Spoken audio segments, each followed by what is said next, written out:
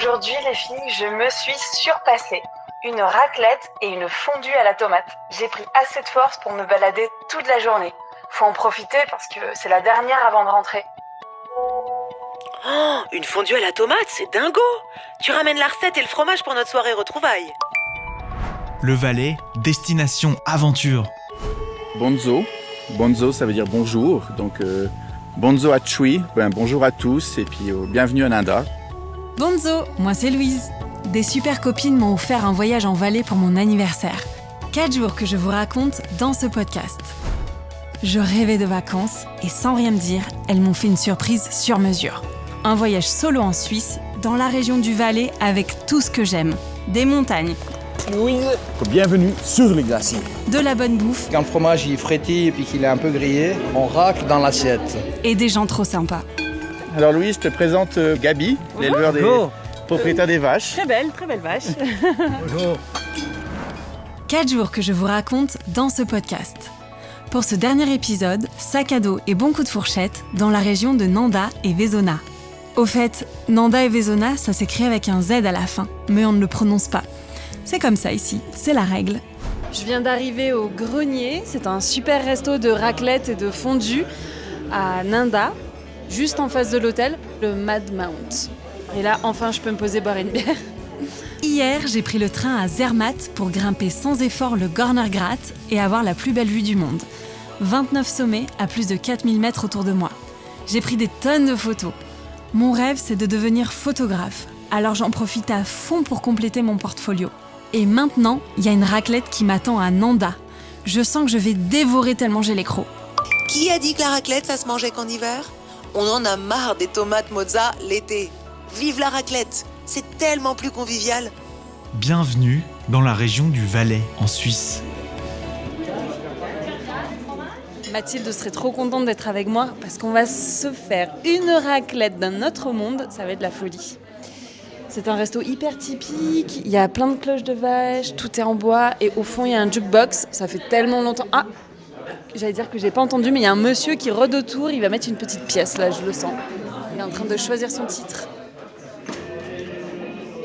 Je l'ai vu pour 2 francs, mais je ne sais pas combien de titres j'ai déjà tiré. Alors, vous le verrez au fond. Les 45 tours, c'est ce qu'on avait quand on était gosse. Les 33 tours aussi, on avait un tourne-disque. Et on avait aussi, moi j'ai pas connu ça, mais mes parents, ils ont eu des 78 tours aussi. Vous pensez qu'on peut danser après ?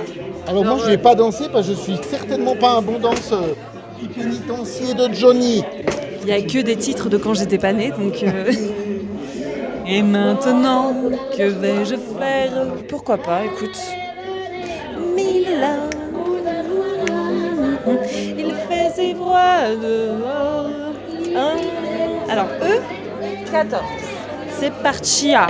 C'est dans la boîte. C'est vous le chef en fait. Oui. Est-ce qu'on peut tout se permettre quand on mange une raclette ? Il faut déjà prendre un fromage cru, donc qui n'est pas pasteurisé, de la région, parce que c'est bien meilleur, de Nanda. Le fromage, il doit avoir entre 3 et 4 mois pour être assez mûr. Le vin, il faut du vin du Valais, bien sûr. Là ce soir, qu'est-ce qu'on nous a proposé ? Du fendant. D'un bon verre de bon fendant. Trop bien, merci beaucoup. Ah, tout de suite, parce que je reste là, de toute façon, c'est moi qui racle. Hein. C'est moi qui racle. Alors comment ça marche ? Alors en fait, c'est un infrarouge et ça chauffe le fromage. Et puis quand le fromage il frétille et puis qu'il est un peu grillé, on racle dans l'assiette. Oh, wow. Et puis à l'époque, c'était fait au feu de bois. Et puis il y avait une pierre plate devant. Et on posait le fromage sur la pierre plate. Alors il commençait à fondre. Et puis comme il avait tendance à couler, il fallait le tourner. Et puis quand il était bien fondu, il fallait le racler. Là c'est un peu plus moderne on va dire. Voilà. Mais ça n'en reste pas moins très impressionnant. Trop chouette, ok. Là, on voit que ça commence gentiment. Ah oui, là il fait des bulles. Gentiment, on a le temps. Trop bien. On va attaquer la première, les croûtes du fromage qu'on coupe sur la raclette. Ça s'appelle les religieuses. C'est à votre convenance. C'est fantastique, la meilleure raclette. Vraiment. Vous êtes charmante. C'est trop chouette, merci. Une bonus s'impose et au petit matin, je suis d'attaque pour une balade le long des Bis. C'est vraiment l'originalité de cette région de Nanda et Vezona. Dire que je n'en avais jamais entendu parler. Alors je cherche qui ? Ah oui, Florian, oui. Ah ben voilà, vous êtes là. Bonjour. Salut Louise, j'espère que tu as bien dormi. Ouais, nickel, Ouais. super. T'es prête pour la balade du jour? Ben bien évidemment. Cool, alors on va partir, on va aller se promener du côté de Planchouet. On va aller voir le bis de V. On va se promener le long du bis, voir l'eau et tout ça. Puis comme ça, ce sera une jolie balade dans la forêt. C'est un super van, j'aimerais tellement en avoir un comme ça. Alors c'est parti. Les Bis sillonnent le paysage du Valais et nous on va suivre à pied un des plus beaux, le Bis de V avec Florian de Nanda Tourisme, dont le van me fait très envie, et Mélanie de l'école de ski de Vezona. Un petit village typique 100% valaisan, 600 habitants, 300 jours de soleil et 1230 mètres d'altitude. Une vue incroyable sur la vallée du Rhône. Mélanie en connaît un rayon sur sa région.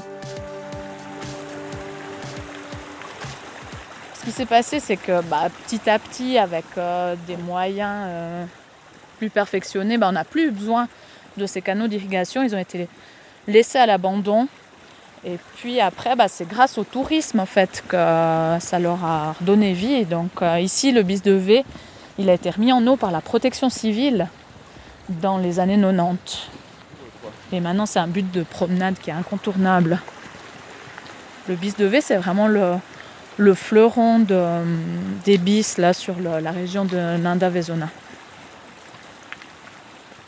Il y a même un tronçon qui a été aménagé pour les personnes à mobilité réduite. Tu peux même le faire avec une chaise roulante ou puis forcément des poussettes, etc. Donc c'est super agréable.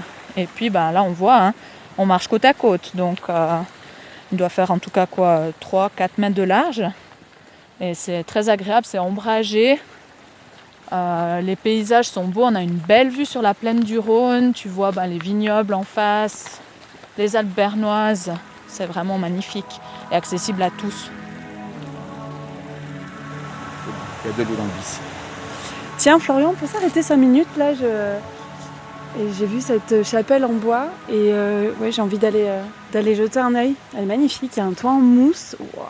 Toit pointu en mousse, tout est en bois, même le toit ? Ouais, tout est en bois, puis tu vois sur le toit là, on voit aussi sur le clocher, c'est des tavillons, donc c'est des tuiles en bois. Et donc la chapelle, elle date de 1930. Elle a été construite en 1930. À l'époque, il y a, les notables de la ville de Sion, ils montaient dans leur chalet l'été pour échapper aux chaleurs qu'ils faisaient en plaine. Et puis ils devaient se déplacer à l'église du village, donc à Haute-Nanda ou à Basse-Nanda, donc qui est relativement loin depuis ici. Et ils en avaient un peu marre de toujours devoir faire le déplacement les dimanches. Donc ils ont décidé de construire une chapelle à proximité directement de leur chalet. C'est comme ça qu'a été construite la chapelle de Planchouet. Donc qui est tout en bois, comme on peut voir, avec les mélèzes à côté. Durant l'été, il y a des messes qui sont célébrées ici aussi. C'est aussi un endroit qui est assez prisé pour les mariages et les baptêmes et tout. Donc c'est un joli coin. Et moi, par exemple, mon frère s'est marié ici et c'était vraiment une super journée. Ouais, tu as raison, Louise, de faire des photos. Vas-y, profites-en. C'est vraiment un chouette endroit à voir dans la région. Alors là, on va prendre un petit sentier qui va nous amener au départ du bis de V. Donc comme ça, on va aller voir où le bis prend sa source à côté de la rivière La Prince. Donc le bis, là, il fait environ 12 km jusqu'au village de V.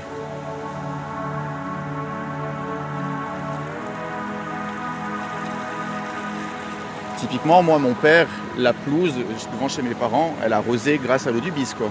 Et les prés aussi, on a aussi beaucoup de cultures d'abricots sur la commune de Nanda.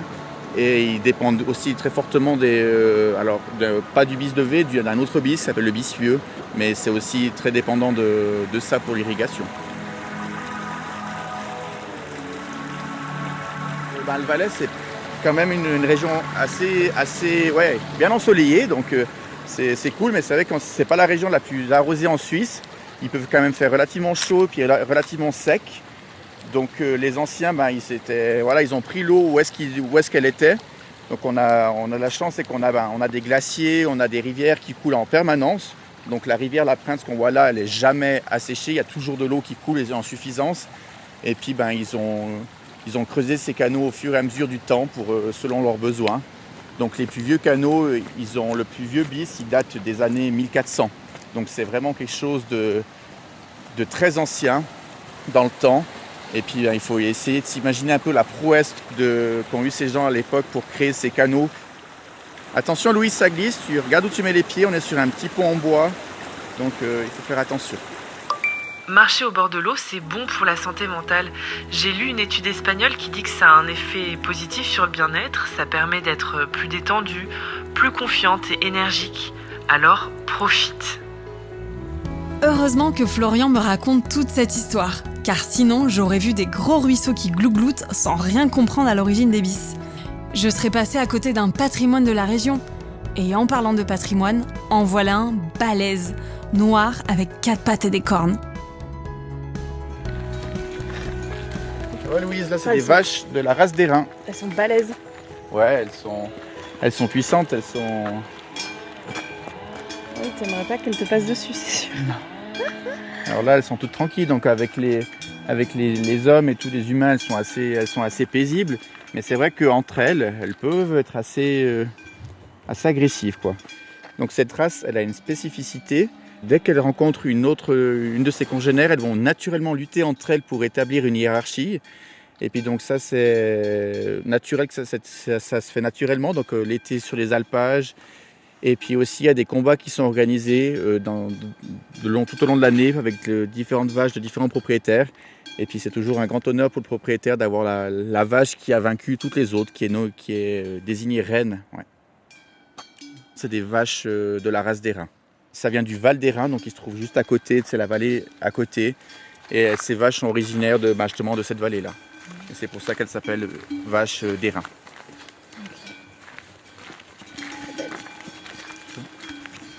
Tu peux descendre si tu veux, on peut aller en bas, on peut descendre Louise si tu veux. On dirait des taureaux. Ah, le monsieur qui se demande ce qu'on fait là. Ça va ? C'est le propriétaire des vaches. Ouais. Je vais dire salut, c'est mon oncle. Génial. Je te suis Florian ? On va dire bonjour à l'oncle. Ouais. Alors Louise, je te présente l'éleveur, donc c'est Gabi, l'éleveur des propriétaires des vaches. Très belle vache. Oui, bonjour. Bon, c'est un peu des vaches de race, quoi. Elles avaient été sélectionnées pour les combats. Donc sympa, mais il faut pas les chercher, quoi. Moi, j'ai eu beaucoup de reines d'alpage. J'en ai eu plusieurs. Ce sont des vaches qui ont gagné des combats, alors ? Oui, gagné l'été, hein. Puis bon, j'ai eu celle du comptoir. Puis j'ai vendu qui est venue reine nationale en première catégorie. Donc là, il y avait 3 de la même race au combat national. La mère, la fille et la petite fille. C'est un peu la finale du championnat, quoi, en gros, si on compare à du foot, tout ça. Okay. Et puis d'avoir la reine à cette occasion, c'est quelque chose de fantastique, quoi. De prestigieux. Ouais. De prestigieux, ouais. Qu'est-ce qu'on gagne ? Pas beaucoup, hein, des cloches, des prix, c'est rien du tout. Bon. C'est le prestige ou la fierté aussi, non ? La gloire. Oui. Ouais, tu gagnes une cloche et puis tu gagnes ta photo en première page du Nouvelliste du journal le lendemain, quoi. Voilà. J'adore. C'est ça. Bye bye les montagnardes, continuez d'être des battantes. Après les vaches de caractère, toujours le long du bis de V, mais côté Vézona, on croise des ruches et un autre paysan. Une bonne gueule avec ses chèvres et ses ânes. Je vous présente Jax. Salut Jax, ça va ? Salut. Et toi, nickel. Oui, ça va, merci. Je suis avec Louise, là, on faisait le bis depuis Verret. Qu'est-ce que vous faites alors ? Moi, je fais un parc pour mes chèvres, là. Ok, vous en avez beaucoup ? J'en ai 9. Tout à l'heure, on est passé devant des ruches, très jolies. J'ai entendu dire que le miel ici était particulier, était spécial. Disons que ici, nous on est en une zone là où on n'a pas du tout le droit d'utiliser de produits tels sulfate, machin comme ça. Donc nos fleurs, nos prairies, elles sont naturelles. On met un petit peu d'engrais, il y a encore quelques personnes qui mettent un peu d'engrais, mais en général pas. du fumier, c'est tout. Donc c'est complètement naturel. Et puis en plus, on n'a pas le droit de faucher nos prairies avant le 15 juillet. C'est-à-dire qu'il faut laisser les fleurs pousser, venir à maturité, que la semence retombe, et après seulement on a le droit de faucher. Donc le miel, il est complètement naturel, il n'y a pas du tout de produits phytosanitaires ou quel que soit sulfate ou autre à l'intérieur. Donc c'est des produits fantastiques. Merci beaucoup. Merci à vous. Bonne journée, bon travail. Merci à vous. Bon après-midi. Merci beaucoup Jackson. Adios, bon après-midi. À vous aussi. Tango. Ciao. Ciao, bonne. À plus. Papoter avec un vieux valaisan, c'est la magie des rencontres quand on part en solo, des imprévus qui font le sel du voyage. Après cette magnifique balade le long du Bis, on va pas se laisser abattre. Sur la commune de Vaisonna, j'ai rendez-vous à la cabane à café, tenue justement par Anne. Attention, jeu de mots. Et surprise, une vraie fondue nous attend. Et ce n'est pas n'importe laquelle. Bonjour, enchantée. Enchantée. Louise. Anne. Améliane. Merci de m'accueillir pour ce déjeuner. Avec grand plaisir. Soyez la bienvenue. Fais attention à ta tête en sortant parce que comme tu vois, c'est une vieille bâtisse. Et la porte, elle est d'origine, comme à l'époque. Ici, tous les gens étaient petits et pour que la chaleur restait, tout était plus petit, les portes, les fenêtres et tout ça. Donc tu fais attention à ta tête en sortant. Je suis pas très grande, mais c'est vrai qu'elle est assez basse. Tu passeras pas quand même. Okay. Et on se met là. Voilà. Super, dehors, sur la terrasse. Une vue magnifique. Anne, c'est vraiment un endroit surprenant ici et on voit que ça date, qu'il y a de l'histoire. Est-ce que tu peux me raconter un petit peu, s'il te plaît ? Alors oui, moi j'ai juste à côté un gîte, un bed and breakfast pour 10 personnes. C'est une ancienne maison de 1822 qui est rénovée maintenant depuis 2005.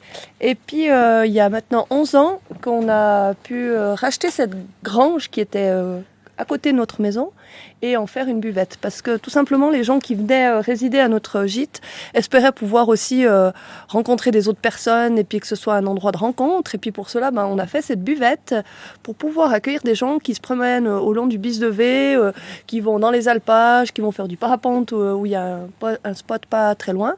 Et du coup, j'ai énormément de plaisir à accueillir des personnes qui se baladent dans le coin et faire surtout déguster les produits du terroir qui viennent de la ferme de mes parents, 200 mètres un peu plus loin. Donc c'est une affaire aussi familiale. Oui, mon petit frère a repris la ferme de mes parents et moi je m'occupe de cette buvette et du gîte à côté et on travaille beaucoup ensemble. Super. Santé. Je sais pas si le choc des températures va fonctionner. Santé. C'est ton chien ? Comment il s'appelle ? Oui, c'est mon chien, il s'appelle Tango. Un border. Un border collie, ouais. Ma maman en a un. Bien foufou.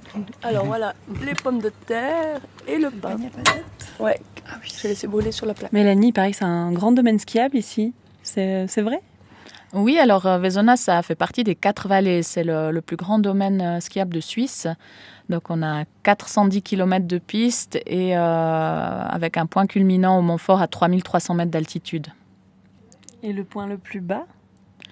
Le point le plus bas, en station, Vaisonna, c'est à 1300 par exemple. Ouais, donc on skie entre 1300 et 3300. Ah oui, on monte bien là. Ouais. Ah là là, j'en peux plus. C'était super bon. Très très bon. Ouais. Et du coup, la fondue à la tomate, c'était une première. J'ai le droit de savoir la recette ? La recette, il faut avoir des bonnes tomates. Des tomates fraîches, il faut les faire cuire bien avant quand même, une bonne heure avant pour enlever l'acidité. Et puis après, moi je mets des herbes de chez nous. Alors là-bas j'ai du thym, je mets aussi souvent du romarin, je mets des plantes que nous on plante ici. Le romarin ça pousse pas chez nous sauvagement, mais c'est des plantes qu'on a dans notre jardin. Et puis de l'origan, et puis après on coupe les tomates en morceaux avec des oignons, on fait cuire ça pendant une petite heure. Après on met à feu doux parce que ce qui est important c'est de mélanger la sauce tomate avec la fondue quand la sauce tomate est tiède et non chaude. Autrement la fondue elle peut tourner. Donc c'est important d'avoir la bonne température pour la mélanger avec la fondue. Alors voilà. Pendant combien de temps tu as dit ? La sauce tomate 1 heure pour enlever l'acidité. Et ensuite le mélange des deux ? Le mélange des deux, dès que la sauce tomate est un peu tiède, c'est mieux plus froid que plus chaud. Et ben on la mélange avec la fondue. Merci, avec plaisir. J'ai quand même une pensée pour mes copines. Elles pouvaient pas venir. Elles sont coincées au boulot, les pauvres.